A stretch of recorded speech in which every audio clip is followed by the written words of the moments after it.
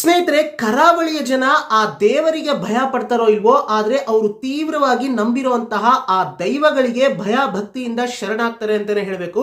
So ಅಂದ್ರೆ ನಮ್ಮ ಕರಾವಳಿಯ ಜನ ಕಾಲಕಾಲವಾಗಿ ಅಲ್ಲಿನ ಬುಡಕಟ್ಟು ಜನಾಂಗದವರು ಎಸ್ಪೆಷಲಿ ಅವರು ಅಂದ್ರೆ ಈ ಭೂತ ಕೋಲ ಮತ್ತೆ ದೈವಾರಾಧನೆ ಇವೆಲ್ಲವನ್ನು ಕೂಡ ಕಾಲಕಾಲವಾಗಿ ಅವರ ನಂಬಿಕೆಯಾಗಿ ಅವರು ಫಾಲೋ ಮಾಡ್ಕೊಂಡು ಬಂದಿರುವಂತ ಒಂದು ಸಂಸ್ಕೃತಿಯಾಗಿದೆ. ಇವತ್ತು ಕಾಂತಾರ ಚಿತ್ರದಲ್ಲಿ ಅಷ್ಟು ಅದ್ಭುತವಾಗಿ ಅಂದ್ರೆ ಕೆರಾಡಿಯಲ್ಲಿ ಹುಟ್ಟಿದಂತಹ ನಮ್ಮ ರಿಷಬ್ ಶೆಟ್ಟಿ ಅವರು ಚಿಕ್ಕಂದಿನಿಂದ ಈ ಒಂದು ಭೂತ ಕೋಲ ಸಂಸ್ಕೃತಿಯನ್ನ ಅವರು ನೋಡ್ಕೊಂಡ್ ಬಂದಿರೋದ್ರಿಂದ ಅವರಲ್ಲಿರ್ತಕ್ಕಂಥ ಪ್ರತಿಭೆ ಮತ್ತೆ ಅವರಲ್ಲಿರ್ತಕ್ಕಂಥ ಕಲ್ಪನಾ ಶಕ್ತಿಯನ್ನ ಬಳಸಿಕೊಂಡು ಒಂದು ಒಳ್ಳೆ ಉದ್ದೇಶಕ್ಕೋಸ್ಕರ ಈ ಒಂದು ಭೂತ ಕೋಲ ಸಂಸ್ಕೃತಿಯನ್ನ ಇಡೀ ಜಗತ್ತಿಗೆ ತಲುಪಿಸಬೇಕು ಅನ್ನೋ ಒಂದು ಉದ್ದೇಶದಿಂದ ಅಷ್ಟು ಅದ್ಭುತವಾಗಿ ಬ್ರಹ್ಮಾಂಡವಾಗಿ ಈ ಒಂದು ಕಾಂತಾರ ಚಿತ್ರದಲ್ಲಿ ತೋರಿಸಿದ್ದಾರೆ ಅಂತಾನೆ ಹೇಳಬೇಕು. ಅಂದ್ರೆ ಚಿತ್ರ ಅನ್ನೋದಕ್ಕಿಂತ ಹೆಚ್ಚಾಗಿ ಅವರೇ ಹೇಳುವಾಗೆ ಇದೊಂದು ದರ್ಶನ ಅಂತಾನೆ ಹೇಳಬೇಕು.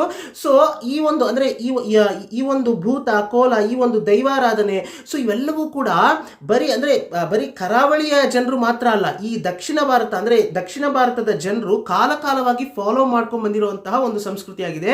ಉದಾಹರಣೆಗೆ ನೀವು ತಮಿಳುನಾಡಿಗೆ ಬಂದ್ರೆ ತಮಿಳುನಾಡಲ್ಲೂ ಕೂಡ ಇದೇ ರೀತಿ ಎಷ್ಟೋ ದೈವಗಳಿದ್ದಾವೆ. ಅಂದ್ರೆ ಉದಾಹರಣೆಗೆ ಹೇಳಬೇಕು ಅಂತಂದ್ರೆ ಕರುಪ್ಪು ಸ್ವಾಮಿ ಅಂತ ಹೇಳ್ತಾರೆ, ಮುನೀಶ್ವರರ್ ಮತ್ತೆ ಸುಡಲೈ ಮಾಡನ್ ಇವೆಲ್ಲವೂ ಕೂಡ ಅಂದ್ರೆ ಈ ಗ್ರಾಮ ದೇವತೆಗಳು ಮತ್ತೆ ಈ ಒಂದು ದೈವಗಳು ಅಂತಾರಲ್ಲ, ಇದೆಲ್ಲ ಎಕ್ಸಾಂಪಲ್ಸ್ ನಾನು ಹೇಳ್ತಾ ಇರೋದು.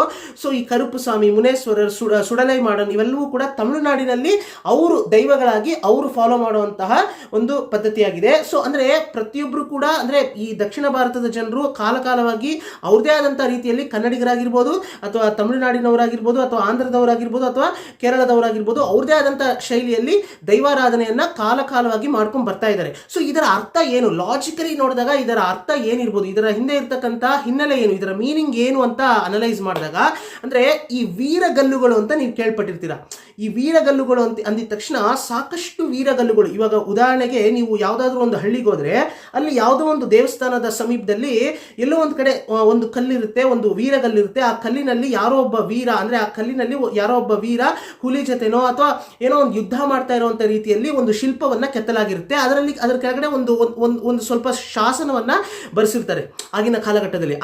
ಅದರ ಇತಿಹಾಸವನ್ನ ನಾವು ಹುಡ್ಕೊಂಡು ಹೋದಾಗ ಅಂದ್ರೆ ಈ ಕಾಲಘಟ್ಟದಲ್ಲಿ ಅಂದ್ರೆ ಯಾವ ಕಾಲಘಟ್ಟದಲ್ಲಿ ಈ ಒಂದು ಕಲ್ಲನ್ನ ಅಂದ್ರೆ ಈ ಒಂದು ವೀರಗಲ್ಲನ್ನ ಇಲ್ಲಿ ಸ್ಥಾಪನೆ ಮಾಡಿದ್ರು, ಇದ್ರ ಬಗ್ಗೆ ಎಲ್ಲ ಅದರಲ್ಲಿ ಮಾಹಿತಿ ಇರುತ್ತೆ. ಮತ್ತೆ ಅವರು ಯಾತಕ್ಕೋಸ್ಕರ ಅಂದ್ರೆ ಆ ವೀರಗಲ್ಲಲ್ಲಿ ಇರ್ತಕ್ಕಂತಹ ಆ ವೀರ ಯಾರು ಅನ್ನೋದ್ರ ಬಗ್ಗೆ ಎಲ್ಲ ಇರುತ್ತೆ. ಸೊ ಇದರ ಅಂದ್ರೆ ಆ ವೀರಗಲ್ಲು ಅಂತ ನಾನು ಯಾಕೆ ಹೇಳ್ತಾ ಇದ್ದೀನಿ ಅಂತಂದ್ರೆ ಕಾಲಕಾಲವಾಗಿ ದಕ್ಷಿಣ ಭಾರತದ ಜನರು ಅಂದ್ರೆ ನಮ್ಮಲ್ಲೇ ಅಂದ್ರೆ ನಮ್ಮ ಜೊತೆನೇ